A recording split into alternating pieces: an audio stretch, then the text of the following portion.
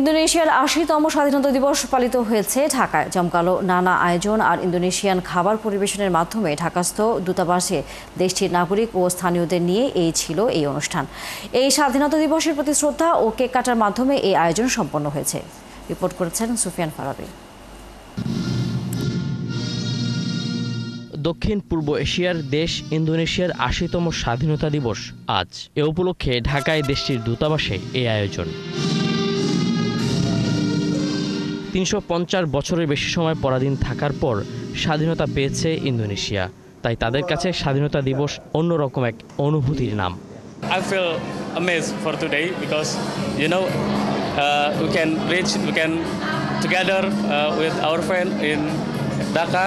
We are here about 8 years, and then mostly I have been doing the celebration for Independent Days of Indonesia, so I feel great.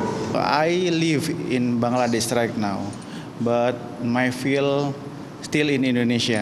নিজ দেশের গণ্ডি পেরিয়ে ইন্দোনেশিয়ানরা আত্মার বন্ধন গড়েছেন বাংলাদেশের মানুষের সঙ্গেও। পর্যটন, ব্যবসা বাণিজ্য সহ দ্বিপাক্ষিক সম্পর্ক এগিয়ে নিতে নতুন প্রজন্ম বুকে ধারণ করে দুই দেশকেই। আমার অনুষ্ঠানে ভালো লাগতেছে। আমার আম্মু হচ্ছে ইন্দোনেশিয়ান, আমার বাবা হচ্ছে বাংলাদেশ। আমার মা ইন্দোনেশিয়ান এন্ড আমার আব্বু বাংলাদেশ। ঢাকায় নিযুক্ত দেশটির চার্জ ডি অ্যাফেয়ার্স জানান, আগামীতে আরও নিবিড়ভাবে বাংলাদেশের সঙ্গে কাজ করতে চায় ইন্দোনেশিয়া। ঢাকায় আমরা ইন্দোনেশিয়ার ৮০তম স্বাধীনতা দিবস উদযাপন করছি। এটি সত্যি আনন্দের এবং গৌরবের। ঢাকায় বসবাসরত ইন্দোনেশিয়ার নাগরিক এবং বাংলাদেশিদের নিয়ে চমৎকার সময় কাটছে। আশা করি আগামীতে বাংলাদেশের সঙ্গে আরও নিবিড়ভাবে কাজ করবে ইন্দোনেশিয়া। স্বাধীনতা দিবসের এই আয়োজনে অংশ নেয় ৪ শতাধিক ইন্দোনেশিয়ান ও বাংলাদেশি নাগরিক। সুফিয়ান ফারাবি, ৭১, ঢাকা।